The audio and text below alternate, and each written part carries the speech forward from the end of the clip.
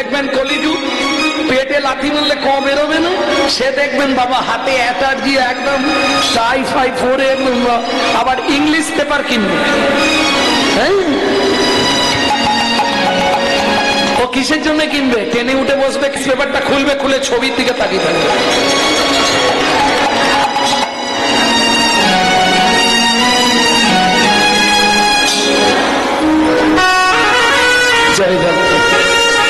আমি বলছি না, শাস্ত্র বলছে তাবতে সভ্যতে মূর্খ লম্বসাট পটামৃত যাবৎ কিঞ্চিত ন ভাস্যতে।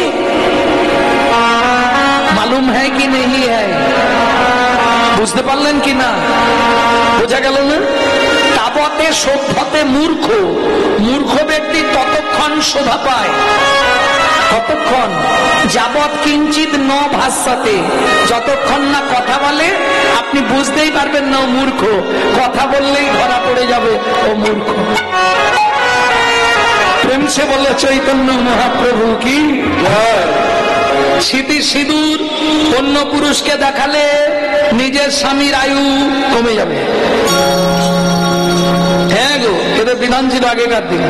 ঠাকুমা দিদিমারা বলবে, ভক্তমন্ডলী ভক্তিমতী মায়েরা যারা একাদশী করে নিশ্চয়ই জানে দ্বাদশীর পারণ থাকে। ভগবান বলেইছে যে করে আমার আশ আমি করি তার সর্বনাশ। দাদা তুমি হাঁড়িতে জল বসাও, আমি 5টা ঘর ভিক্ষা করে নিয়ে চলে আসছি। করতালটা নিয়ে আর ভিক্ষার ঝোলাটা নিয়ে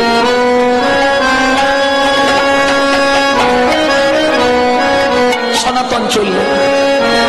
প্রথম বাড়িতে গিয়ে শুরু করেছে ভজ শ্রীকৃষ্ণ চৈতন্য প্রভু নিত্যানন্দ, হরে কৃষ্ণ হরে রাম শ্রী রাধা গোবিন্দ।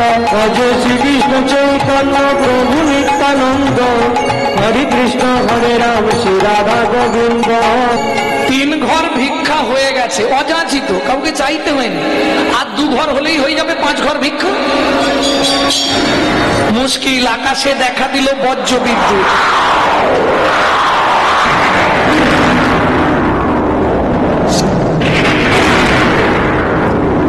সর্বনাশ। শ্রীকৃষ্ণ চৈতন্য প্রভু নিত্যানন্দ, হরে রাম শ্রী রাধা গোবিন্দ। শ্রীকৃষ্ণ চৈতন্য প্রভু নিত্যানন্দ, হরে কৃষ্ণ হরে রাম শ্রী রাধা গোবিন্দ। চৈতন্য প্রভু নিত্যানন্দ, হরে কৃষ্ণ হরে রাম শ্রী রাধা গোবিন্দ। 4 ঘর হয়ে গেছে, আর 1টা ঘর।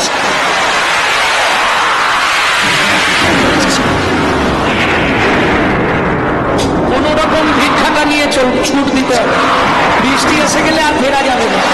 কোন রকম ভিক্ষাটা নিয়ে পথে বাইর হয়ে গেছে, করতালটাও ঝোলায় ভরে দিয়েছে, কোন রকম বাড়ি ঢুকতে হবে, দৌড় দিয়েছে। কিন্তু দুর্ভাগ্য, রাস্তার মাঝখানে এসেছে, ঠিক করে বজ্রপাত হয়ে গেল। সারা শরীরটা দাউ দাউ করে জ্বলছে, মাটিতে পড়ে গেল দেহটা। দূর থেকে প্রতিবেশীরা দেখলো, আরে সনাতন না, দেখো সারা জীবন পাপ করে পাপের প্রায়শ্চিত্ত হয়ে গেল। নাম করলে কি হবে? আগের জন্মের কর্মফল তাকে তো ছাড়বে না। ভক্তমন্ডলী ভক্তিমতী মায়েরা, চল চল চল, বৃষ্টি থেমেছে, গিয়ে দেখি। সবাই যতক্ষণে এসে দেখলে শুধু ছাই। পদ্মাবতীকে একটা খবর দিতে হবে না? পদ্মা, পদ্মা বাড়ি আছো? পদ্মা, কি হয়েছে জ্যাঠামশাই? ওর কাছে এসছে, ওর তো ভিক্ষায় গেছে, এই বৃষ্টি থেমেছে, এবার ফিরবে। পদ্মা, উনানে কি বসিছ? জ্যাঠামশাই, কাল তো একাদশী গেছে, ছোট্ট ছেলে 4 বছরে, একটুখানি জল বসিয়েছি, ও বলল ভিক্ষা করে চাল আনবে। জলের হাড়িটা নাবি দাও। পদ্মা, কেন জ্যাঠামশাই, কিছু হয়েছে? ফিরে আসবে না মনের মানুষ, কোন কোনো দিন ঘরে ফিরে আসবে না মনের মানুষ কোনো দিন ঘরে বিধি তারে কেড়ে নিয়েছে বিধি তারে কেড়ে নিয়েছে বিধি তারে কেড়ে নিয়েছে বিধি তারে কেড়ে নিয়েছে চিরদিনের তরে ফিরে আসবে মায়া ওদের কোনো দিন ঘরে আসবে মায়া কোনো দিন মনের মানুষ ঘরে। কি বলছেন জ্যাঠামশাই? পদ্মা ভিক্ষা করে সনাতন বাড়ি ফিরছিল, কিন্তু রাস্তার মাঝখানে মাথায় বজ্রপাত করে মারা গেছে। উদ্ধশ্বাসে ছুটলেন পদ্মাবতী, ছুটতে ছুটতে গিয়ে স্বামীর ওই মৃতদেহের ওপর আছাড় খেয়ে বলল, ও গো স্বামী গো,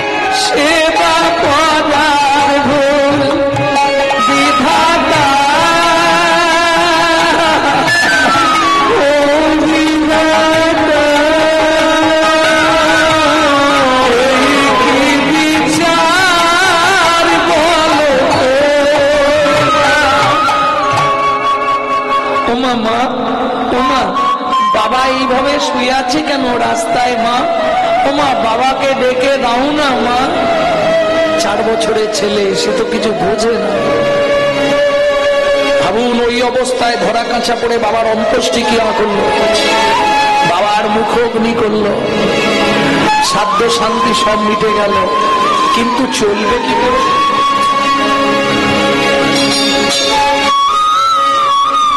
বাচ্চাটাকে চাবি দিয়ে ঘরে রেখে মা লোকের বাড়ি কাজ করতে যায়। পেট তো শুনলেন। ও মায়েরা, খুব মন দিয়ে শুনুন এই জায়গাটা।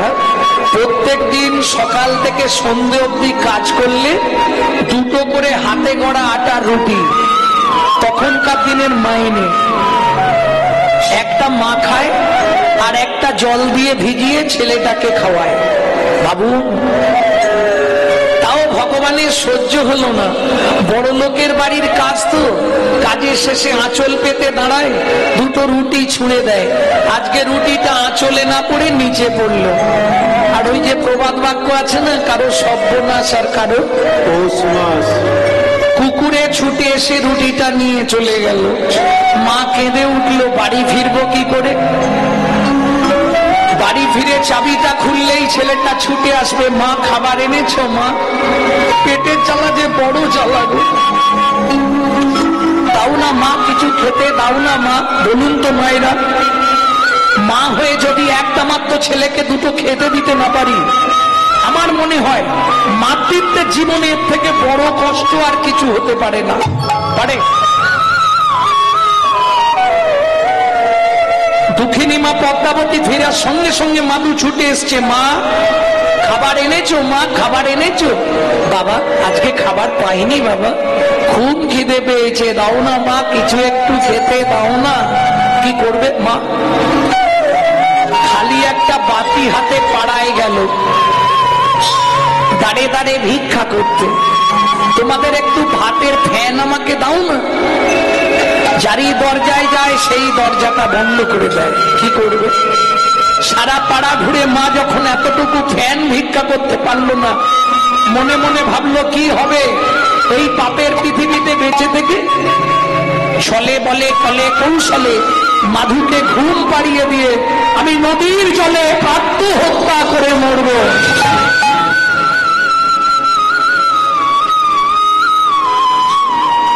খালি বাটি হাতে ফিরতেই মাধু ছুটে এসছে, মা খাবার এনেছো? খাবার এনেছো মা?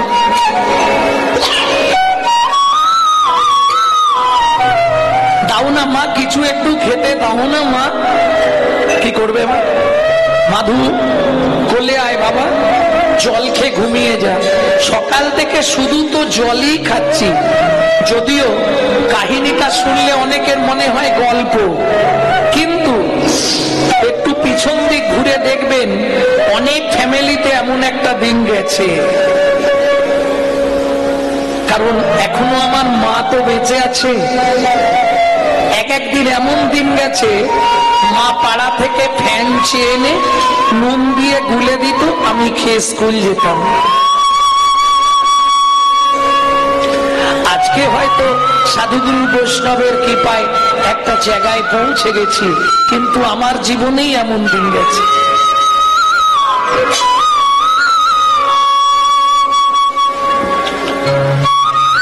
খিদের জ্বালায় কাঁদতে কাঁদতে মাধু মায়ের শাড়ির আঁচলটা মুখের মধ্যে দিয়ে চুষতে চুষতে ঘুমিয়ে পড়ল। ভক্তমন্ডলী, ভক্তিমতী মায়েরা, এইবার যখন এই শাড়ির আঁচলটা মুখে দিয়ে চুষছে, ঘুমিয়ে গেছে তো দাঁতটা চেপে গেছে। মা মাধুকে বিছানার উপর শুইয়ে দিয়ে ভগবানের উদ্দেশ্যে বলছে, ভগবান শাস্তে বলে জীব দিয়েছেন যিনি, আহার দেবেন তিনি। ঠাকুর গো, তোমার চরণে মাধুকে রেখে আমি চলে যাচ্ছি। মাধু, ঘুম ভাঙলে যখন শুনবি তোর মা আত্মহত্যা করেছে, বাবা দুঃখিনী অভাগিনী মাটাকে ক্ষমা করে দিস বাবা। আর একটা কথা মাধু, পরজন্মে যদি আবার মনুষ্য কুলে জন্মাস, ভগবানকে বলবি আমার মতো এমন দুঃখিনী অভাগিনী মায়ের গর্ভে তোর জন্ম।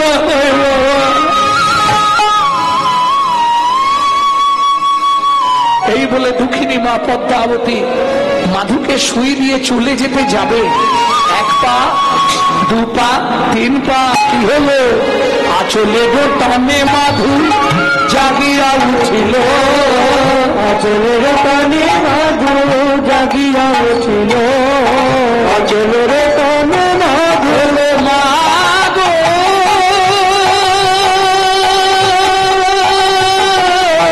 যেও না,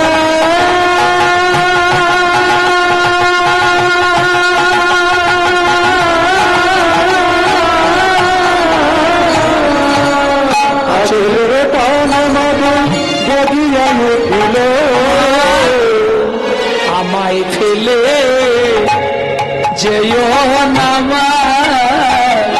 দিতে লাগিল, আমায় ফেলে যেও না কাঁদিতে লাগিল, মাগো আমি কি তোমার এতই বোঝা, আমি কি তোমার এতই বোঝা, আর খাবার চাইব না মা, আমি কি তোমার এতই বোঝা, চাইব না আমায় ফেলে যেও না, আর খাবার চাইব না, আমায় ফেলে যেও না, আর খাবার চাইব না, আমি কি তোমার এতই বোঝা। কোন মার যেতে পারে? ছুটে গিয়ে মাধুর মা মাধুকে বুকের মধ্যে জড়িয়ে ধরেছে, মাধু আমার বুকে আয় বাবা আয়। ওমা মা, ছোটবেলায় বাবা মরে গেছে, তুমিও যদি চলে যাও আমি কি করে বাঁচবো মা? তুমি চিন্তা করো না, কাল থেকে আমি রোজগার করব।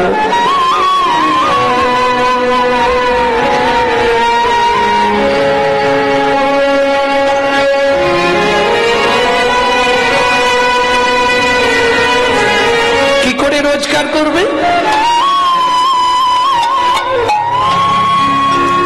দক্ষিণী মা হাতে একটা বাটি নিয়েছে, মাকে বলেছে তুমি চোখটা বন্ধ করে থাকবে। কেমন? ওই মায়ের হাত ধরে রাস্তায় রাস্তায় ভিক্ষা করছে। আহা, মধুর কণ্ঠ, ছোট্ট ছেলে কি বলছে শোনো। চোখের জলে বুক ভেসে যায়, মুখের দিকে চায়, একটি পয়সা ও বাবু গো, একটি পয়সা ও বাবু গো, একটি পয়সা গৃহে গোবিন্দ সেবা ফিরিয়া টাকা, গৃহতে গোবিন্দ সেবা ফিরিয়া টাকা, চোখের জলে ভেসে যাও, মুখের দিকে চাও, একটি পয়সা দাও ও বাবু গো, একটি পয়সা দাও ও বাবু গো, একটি পয়সা দাও। জয় রাধে। যা ভিক্ষা পেয়েছে এখন 15 দিন চলে যাবে। বাচ্চা ছেলে তো কিরকম ভিক্ষা দেখুন, যে এক ব্যাগ বাজার করে নিয়ে যাচ্ছিল সে বাজারটার ব্যাগই শুদ্ধ দিয়ে চলে গেছে, যে এক বস্তা চাল নিয়ে যাচ্ছিল সে চালের বস্তাটাই নাবি দিয়ে চলে গেছে, যে এক বস্তা আলু নিয়ে যাচ্ছিল সে আলুর বস্তা নাবি দিয়ে চলে গেছে। এখন 15 দিন আর কিছু লাগবে না, একদিনের ভিক্ষায় ভক্তমণ্ডলী ভক্তিমতী মায়েরা কৃপা হয়ে গেল। এইভাবে প্রত্যেক দিন যা পায় ভগবানকে দিয়ে মা ছেলে প্রসাদ পায়। প্রত্যেকটা জিনিসের সাইড এফেক্ট আছে, যাকে বাংলায় বলা হয় পার্শ্ব প্রতিক্রিয়া, তাই তো ইংরেজিতে বলা হয় সাইড এফেক্ট। যেমন কেউ যদি 365 দিন আমিষ আহার করে, তার কথাবার্তা চলাফেরা হবে আসুরিক মনোভাব, অসুরের মতো।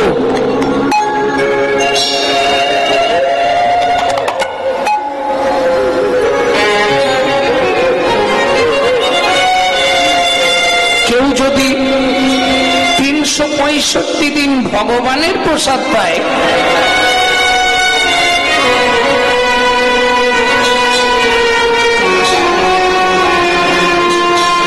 তার কথাবার্তা হবে দেবত্ব ভাব, দেবতার মতো।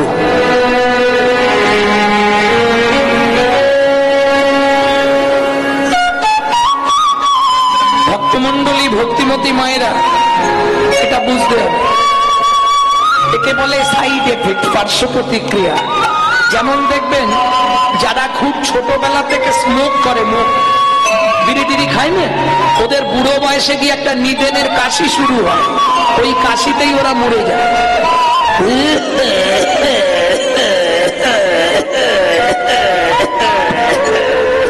ও মোটামুটি জেনারেটরের মতো 8 ঘন্টা চলবে। এটা সাইড এফেক্ট, পার্শ্ব প্রতিক্রিয়া। ভক্তমন্ডলী, ভক্তিমতী মায়েরা, তাহলে চলুন এইভাবে কতদিন গেল।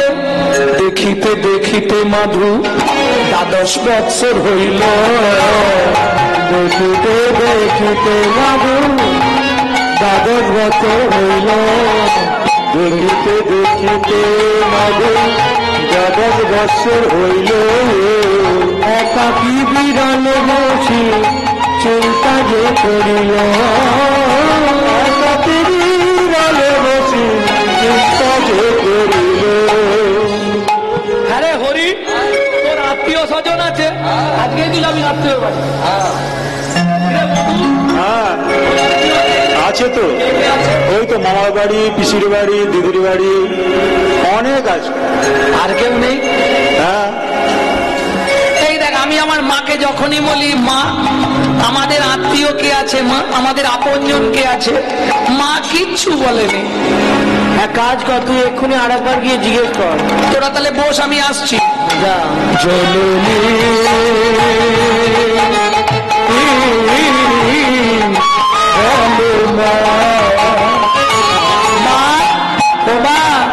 কি হয়েছে রে মাধু? কে ভাই আমি, কে ভাই আমার একান্ত কে ভাই আমি, কে ভাই আমার একান্ত কাঁদিয়া মায়ের গিয়া জিজ্ঞাসে তখন, মায়ের গিয়া জিজ্ঞাসে তখন। বলো বলো মা কে পায়া জগৎ মাঝে সেবা কুঞ্জন, বলো বলো মা কে পায়া জগৎ মাঝে সেবা কুঞ্জন, তাহার চরণ করব শরণ, জগৎ মাঝে চরণ করব শরণ, জগৎ মাঝে সেবা কুঞ্জন, বলো সেবায়া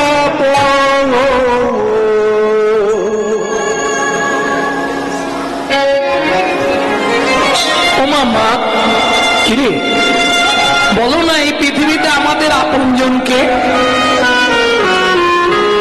মা দেখলো ছেলেটা যৌবনে পা দিয়ে দিয়েছে, ওকে আসল সত্যিটা জানিয়ে দেয়াই ভালো। আর আমাদের মায়েরা হলে কি বলবে, তোর ওসব জানার দরকার নেই, কদিন পরে তোর একটা বেয়া দেবো, সুন্দর দেখে বৌমা আনবো, বৌমার রান্না ভাত খাবো, কলিযুগে হবে না? দেখবেন কলিযুগ এমন একটা যুগ, যে যত বেশি আশা করবে তার কপালে তত বেশি কষ্ট হবে। লিখে রাখুন, লিখে নিন, স্ট্যাম্প পেপার নিয়ে আসুন, আমি লিখে দেবো। যে যত বেশি আশা করবে তার কপালে তত বেশি কষ্ট হবে। আপনি বলবেন কি দেখে বলছেন? সংলাপ দেখে। আশারও ছলনে লোভিলি যাতনা, আশারও ছলনে লোভিলি যাতনা, আশারও ছলনে লোভিলি যাতনা, কভু না ঘুচিল স্বপ্ন ঘোর। কিছু বুঝলেন? আশার ছলনে, আশা করলি ওটা ছলনা। লোভিলি যাতনা, যত আশা করবি তত যন্ত্রণা পাবি। কভু যমুনা ঘুচিল স্বপ্ন ঘোর, তবু স্বপ্ন দেখতে ভুলিনি। তিনতলাটা এবারে চারতলা করব, যা গরম পড়েছে একটা এসি নিতে হবে। কি তাই না? সবই করব, কিন্তু যার দ্বারাই করব তাকে রাখবো চিলেকোঠার ছাদে, বর জায়গা করলে তার মাথায় করব। আজকে হিন্দু মায়েদেরকে একটা কারণে আমি সারা জীবন প্রণাম করি জানেন, এদের একটা গুণ সব থেকে বড় আছে, সেটা হচ্ছে আজকে এরা ছিল বলে নকলদানা ফ্যাক্টরির মালিকগুলো বেঁচে আছে।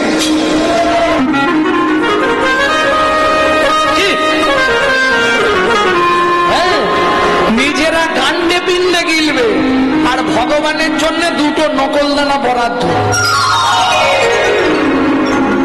কি হবে একটু ভাবো, বাড়িতে বাবা মাকে ভাত দেবো না, শ্বশুর শাশুড়িকে ভাত দেবো না, মন্দিরে গিয়ে ভগবান দেখা দাও, ভগবান দেখা দাও, ভগবান দেখা দাও, কি হবে? বাপের ঠাকুর আর কি ডাকলেই চলে আসবে, কোনো লাভ নেই গো। আমি বলছি শোনো, শুধু শুধু মিছামিছি খেতে মরে আর মিছা কাজে ভঙ্গি করে, এছাড়া কিচ্ছু নয়। মুখে আছে অন্তরে নাই, তেমন শিক্ষার মুখে চাই। একটু ভালো করে বুঝবেন, কোথায় দেবতা পাবে? দেবতা কোথায় আছে বলুন? মন্দিরে।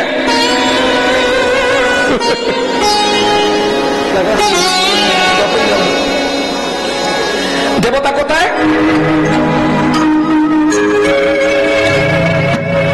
মনও তো নেই, আর মনে থাকবে কি করে? মনেই নেই। মনই মনে নেই, মন মনে আছে।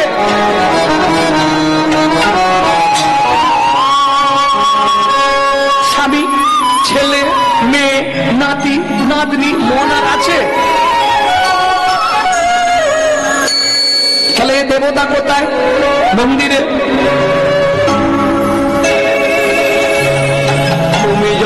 তুমি যতই যাও না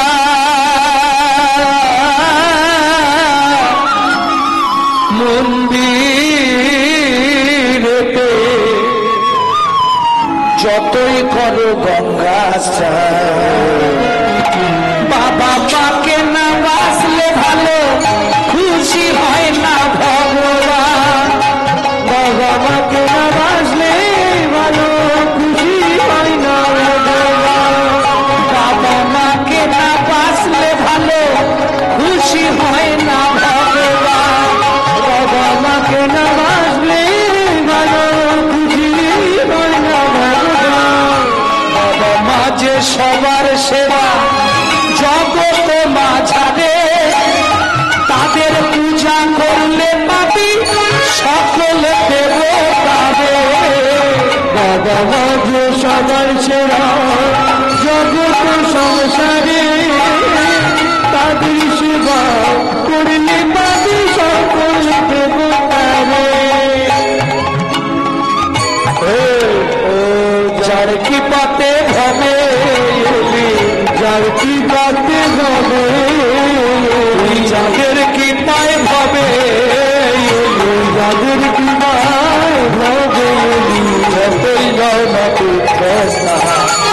বাবা মাকে না বাসলে ভালো খুশি হয় না ভগবান। হরে হরে খুশি হয় না ভগবান। বাবা মাকে না বাসলে ভালো খুশি হয় না ভগবান। এখানেও একটা কথা আছে, সেটা আর কি বলবো। ধরুন ছেলে কৃষ্ণ ভজন করতে চায়, বাবা মা বাধা দেয়, কি করব? বাবা মাকে পুজো করবো? পল্লাদেন পিতাং তত্রা মাতা চ ভরতে নহি, বলিলাম আচার্যেন বিদুরেন সবন্ধনরা। বিদুরেন সবন্ধনরা রামার্থে হিতসর্জন ভাতারাঞ্চা বিভীষণা। গোপ গোপীপতিমাং তত্রা গোবিন্দম শরণাগতা। গোবিন্দম শরণাগতা। ভাগবত থেকে বললাম।